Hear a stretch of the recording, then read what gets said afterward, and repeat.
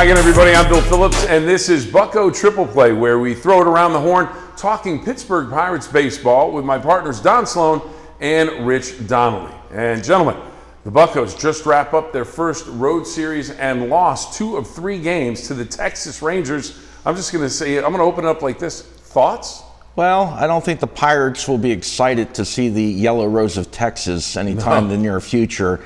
And I don't know, Rich, you coached in the Rangers organization for years, so I'm going to blame you that your connection to the Rangers, they had all these good Rich Donnelly vibes, and that led them over the Pirates. Geez, when I was with the Rangers, we couldn't win a game.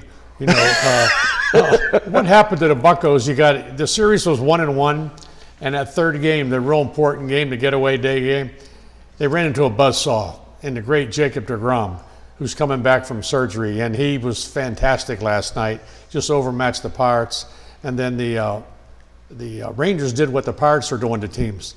They got 2 home runs, was accounted for 4 or 5 runs, and you give Jacob deGrom a 5-run lead, it's over. Well, in game 1, Kumar Rocker looked phenomenal. I mean, people forget he was one of when he came out of college, was the top pitching prospect. Yeah, you know, when you start to play these other teams, people around here don't know these guys, but Rocker, I believe, was the #1 pick, and then you run into deGrom. So, and then we had talked about, that's funny, we had talked about the Rangers hitting not being so good, and sometimes when you play a team that the hitting is not so good, you poke the bear, you wake him up, and they poked the Rangers offense and they woke up. The middle game, though, Bill Phillips, that was what the Pirates needed. They got 7 innings out of Ashcraft, and he looked outstanding. Well, we had an opportunity recently to talk with Steve Blass, and that's one of the things he talked about, was starting pitchers going 7 innings, giving that bullpen to rest. And you can have a great bullpen, but if you're always in there for 4 innings a game, 4.5 innings a game, you're going to end up setting yourself up for a long season, because those arms need to stay fresh as well. So it's really a situation where Ashcraft goes out there, gets the job done, goes 7 innings, much like Mitch Keller did at the end of the Tampa Bay series. He goes out, pitches well. So it's one of those things where it's just, you've got to get that 7 innings if you can. Rich, how critical is it to get, and not only for the relievers to get that rest that they need, but the confidence of the starters? Yes, watch how good the bullpen pitches when our guys go 6 or 7 innings. And on the other side, watch how bad our bullpen is when they're overworked. When the pitcher only goes, 75 pitches and it's out in the 4th inning, and you got to use 3 or 4 pitchers to get you through the 9th inning. So watch how good Keller, he did it the other night. We got to get Skeens to do it against the Brewers coming up. And they're all capable of doing it. Going 6 or 7 innings, watch how good the bullpen becomes because of that. Now, the first game, the Buccos jumped out. They scored a run right off the bat. You thought things were going great, and it got tied up, and they had a chance to take the lead, but O'Neill Cruz got robbed. He literally had a 3-run homer stolen from him because the outfielder made a great catch over the fence. But the next 2 nights, they didn't catch him. O'Neill Cruz had home runs each of the next 2 nights, including the second game. Have you ever seen a ball go off the top of the foul pole for a home run? They said that was the first ball in Major League history hit off the top of a foul pole that ended up where no one had ever hit one before. I say this guy is physically, he's a monster. He's got 8 home runs. He's on track probably for around 28, 29, 30 home runs. And like I say, he's going to have a tremendous year offensively. Now we got to fix up that defense. Yeah, taking 1 out of 3 though. If we're going to get to where we want to go, you need to take 2 out of 3. Yeah, you got to get to this. You got to get to a 500 on the road trip. They got to go up there to Milwaukee and take 2 out of 3. If he plays adequate defense, continues to hit the way that he has, and the Pirates stay in the race, is he a legitimate MVP candidate if we get that far down the road? Well, his numbers are going to be, Bill, his numbers are going to be fantastic. Just throwing it out there, he's probably going to end up with 30 home runs and 40 stolen bases. And I think he'll be the only guy in the big leagues to do that.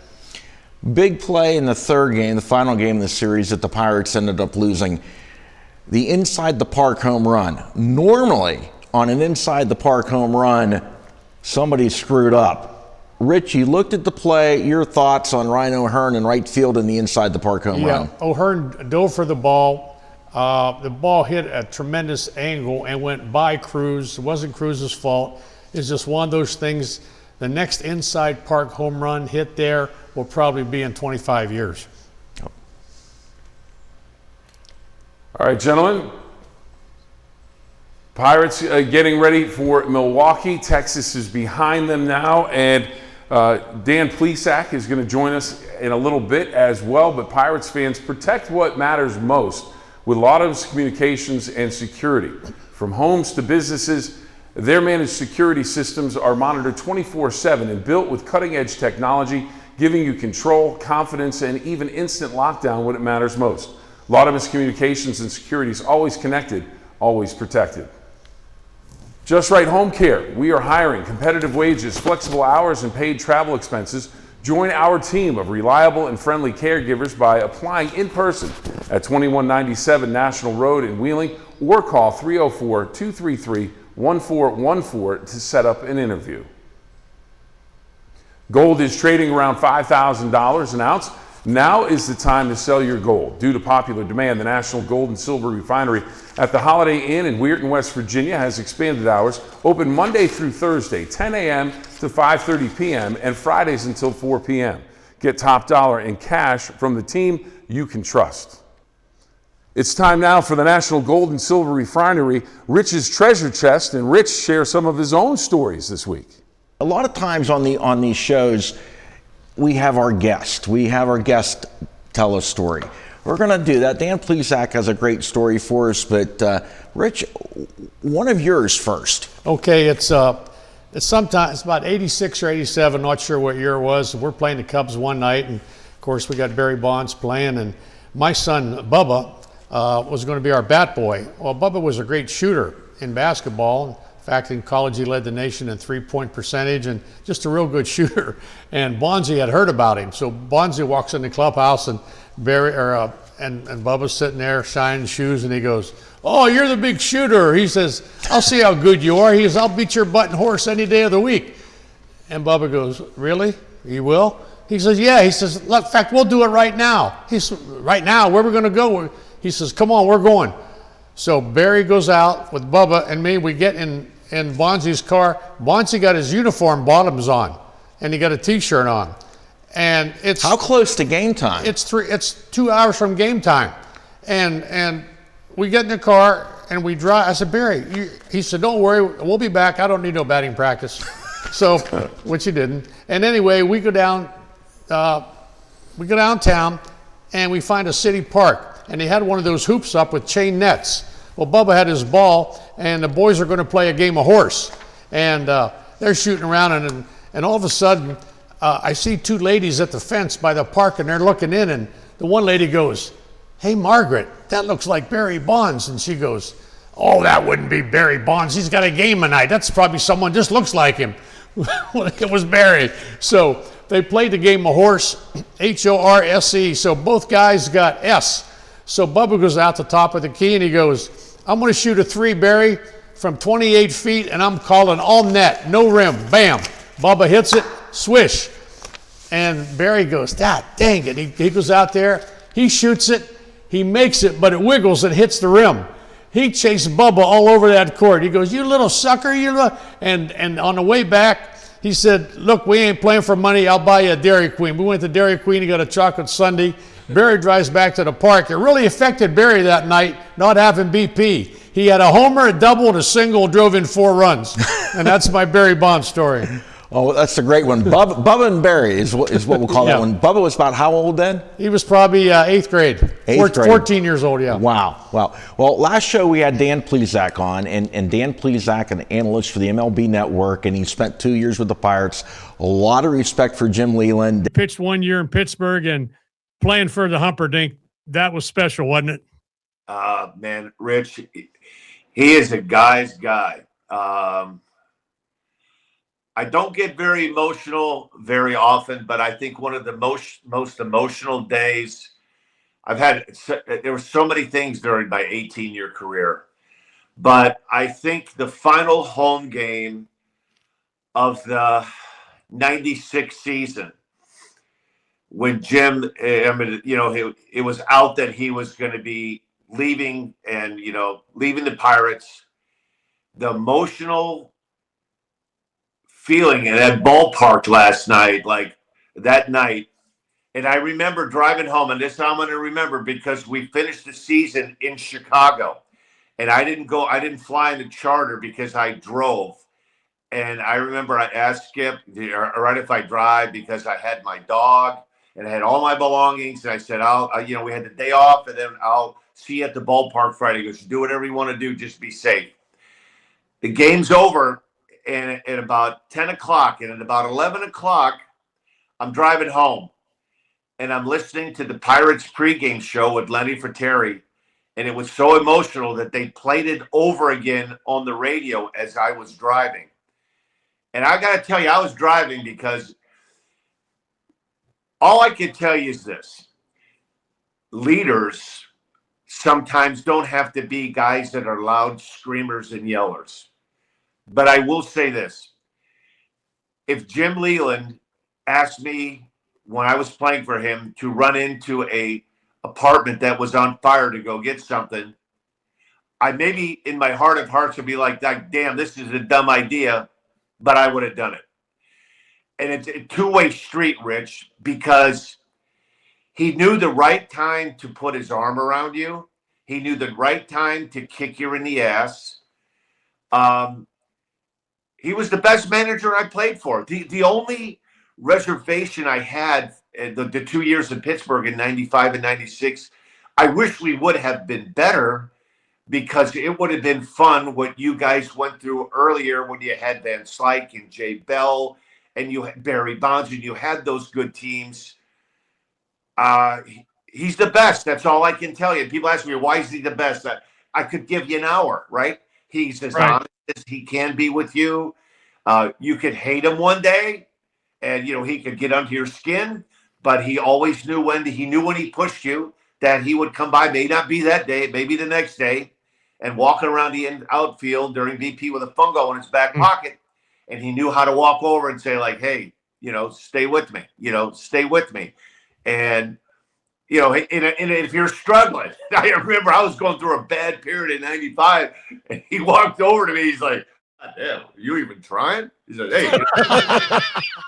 hey, you know what? Hey, I like you, but I'd like you a hell of a lot more if you start getting people out. That's basically him in a nutshell. Yeah, I'll tell you what. I like to talk to get a player's view. I was with him 14 years and all that, but getting a player's view, it's unbelievable how much the players respected him and how he got his message across to guys. I remember one night in Atlanta after the game was over, he came in. He goes, "Listen, guys, it's 3:45 at 4 o'clock. The cops are going to come in here and arrest you guys for impersonating big league players." That's all he said. And the guys got the message, didn't yell at anybody, but that was the Humperdinck. Oh, and another great one if you got a minute. Sean Casey loves him too. Pittsburgh area is finding Sean Casey. He goes, Zach, I got to tell you, I'm with the Tigers. Fired up. Man, Leland's my manager. So first spring training game, we're going over the signs, bunt, hit, run, steal. He goes, don't worry about those, Case. And Sean goes, okay. And so right before the game, he's on the on-deck circle. He says, hey, the only thing you got to worry about is the steal sign. He goes, okay, Skip, what's the steal sign? The steal sign is if you see me in the dugout and I jump up, but don't come down, then you can go ahead and steal. Perfect. Got the message across. Do you have gold or unwanted jewelry? Well, now is the time to sell. Due to popular demand, the National Gold and Silver Refinery at the Holiday Inn Weirton is open Monday through Thursday, 10 a.m. to 5:30, and Fridays until 4 p.m., with gold trading around $5,000 an ounce. Now is the time to sell. It's the National Gold and Silver Refinery at the Holiday Inn Weirton. Looking for compassionate, reliable care for a loved one in the Wheeling area?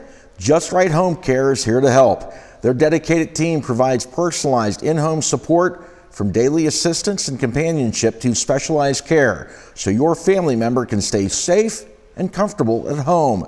With a focus on dignity, respect, and peace of mind, Just Right Home Care treats every client like family. Learn more today because the right care makes all the difference. Just Right Home Care, 304-233-1414. In life-changing moments, you need a lawyer who is ready to stand firm. Mike Noguet has over 40 years of courtroom experience securing results in personal injury, medical malpractice, and serious criminal defense cases across West Virginia, Ohio, and Pennsylvania. That's Weirton attorney Mike Noguet Law, where your fight is his fight. Speaking of fight, this weekend, the Pirates taking on the Brewers, and it'll be in Milwaukee, and it's a pretty good, if you like watching the best pitcher in baseball, you have an opportunity on a Friday night, the Friday night matchup, 7:40 start. Paul Skeens 3-1 with a 3.27 earned run average. Just, I don't know, a week or so ago, that earned run average was up over 5 after a rough start, but he's locking it in, and he is ready to go against Woodruff, who is 2-0 with a 3.42 earned run average. On Saturday, Mitch Keller gets the start, and Mitch Keller off to a 2-1 start, 2.79 earned run average. Really is pitching well right now for the Pirates. That's a 7-10 start on Saturday night, and then Majinski 1-1 taking on Harrison on Sunday, 2:10 in the afternoon, and Harrison also 1-1 with a 3.06 earned run average. So it should be a really, really good matchup in that one. The Brewers lineup. William Contreras, 291, 2 home runs, 14 runs driven in. Bryce Terang, 280 with 4 home runs and 18 runs driven in. Garrett Mitchell, 254, 1-18. And Jack Bowers, 237, 5-15. And let's hear from Dan Plesac.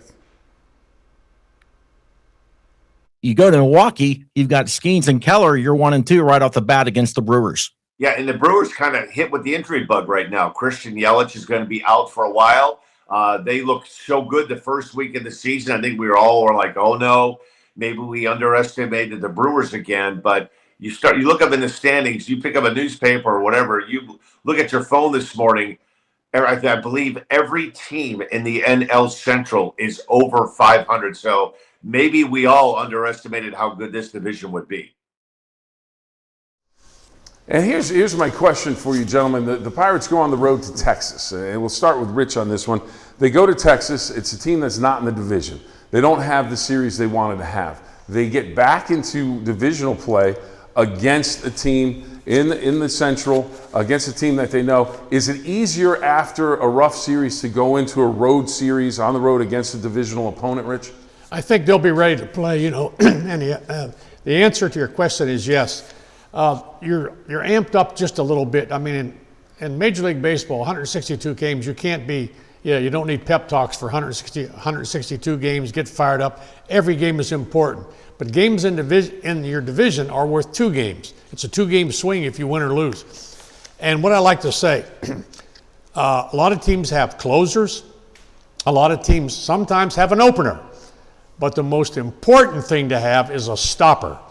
A guy that stops all the streaks, the guy that stops all the bad play, and that guy's on the mound, and that guy's name is Paul Skeens. He's the best stopper in baseball. Yeah, best way to kick the series off, and you're set with Skeens, and then you've got Keller going 1-2. So your top 2 pitchers starting this.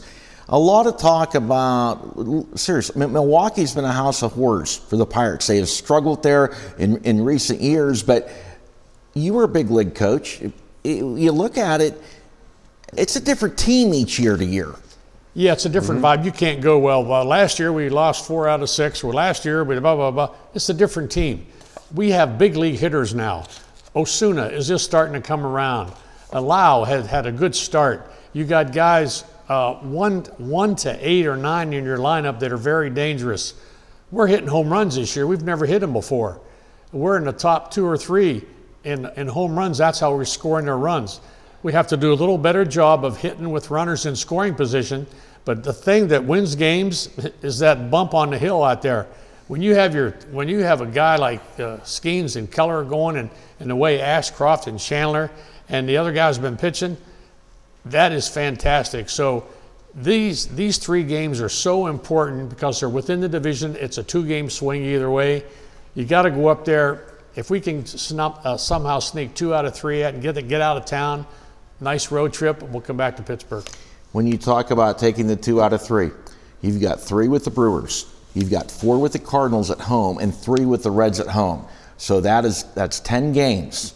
In your opinion, what constitutes a good 10-game stretch? How many games do the Pirates need to win?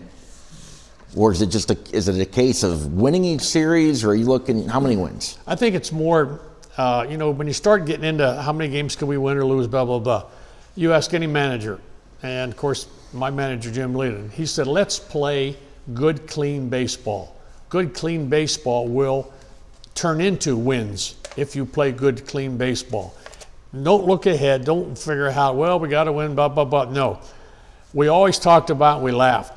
And I used to come in the clubhouse every day and tell Jim, tonight is the most important game of the season. And it is. Each night is the most important game. And if you look at it that way, I think you'll be better off. And if they play clean baseball, pitchers throw strikes, we catch it, knock in a few runs with guys in scoring position, they'll be just fine. The problem with this division, the Cubs are red hot, Bill. The Reds are red hot. I've got my fan hat on. I think they need to take 7 out of 10. If they go 7-3 in this stretch, I'll be thrilled. That would be good. 7 out of 10 would be great. I just remember, take 2 or 3, take 2 or 3, take 2 or 3. If you can do that, you're going to have a great season. Speaking of 3, how about 3 up and 3 down this week? Where do we go from here? All right, 3 up. Don, you get us started. J.R. Ritchie, Braves rookie pitcher. I'm sure nobody's ever heard of him. Well, here's the deal. His first major league pitch, bam, gone. Home run. Boy, what a bad start. No. Hold the phone. Ritchie ends up going, guys go 7 innings. Ritchie went 7 innings, gave up 2 runs on 5 hits and 7 strikeouts. How about not letting that first pitch go for a home run get you down? Instant amnesia. Look what he did. Rich, what does that tell you about a pitcher when you're in the dugout and you're trying, because you always want to put guys in a position where show me that you can get in and out of this trouble. How important is that, especially for a young pitcher like him? Absolutely important. I always use the phrase instant amnesia in baseball because things happen so bad. And baseball is a game where you fail a lot. It's the only game in the world where they put E up on the scoreboard, errors. In football and basketball, they don't put turnovers up on a scoreboard. Baseball, we do. That's why it's a game of failures and how you react to it. This kid here gave up a home run, boom, his first guy in the big leagues. Look what he did. He gathered himself through shutout innings. How about 2 guys in your 3 up that they're not giving up home runs, they're not giving up runs? The City of Angels have 2 of the best pitchers in baseball. They're my up. Jose Soriano, 0.24 ERA. Shohei Ohtani, 0.36. Are you kidding me? These 2 guys are the best pitchers as of today in baseball, stat-wise. Speaking of are you kidding me? The New York Mets, are you kidding me? They've won 2 in a row. They snapped the losing streak. I had to give them a little bit of love because they have a 2-game winning streak. They are red hot, as they say. Now, what about the 3 down? What did the great? Yeah, Bill. You beat up on the Mets every week. Now you're jumping on the Mets. I don't know if that's allowed. Jump back on the bandwagon. Yeah. Right. Well, as the great Lee Corso used to say, not so fast, my friend. Not so fast, my friend. Because in the 3 down, the Mets, they stay on the 3 down. The Mets can't buy a break. They get Juan Soto back from the IL. Now Francisco Lindor goes on the IL. Mets 3 down, they just can't buy a break. Or maybe they could buy a new belt. Yeah. Well, I've been watching baseball a long time, and last night they stopped the game, and I said, well, what's happening? They're checking out Yohan Ramirez. Maybe he got pine tar on his glove or something. And then all of a sudden he's taking off his pants, and I said, what the heck's going on? He had a bling belt on, which was shiny and bothering the hitters, and the other manager said, he got to change his belt.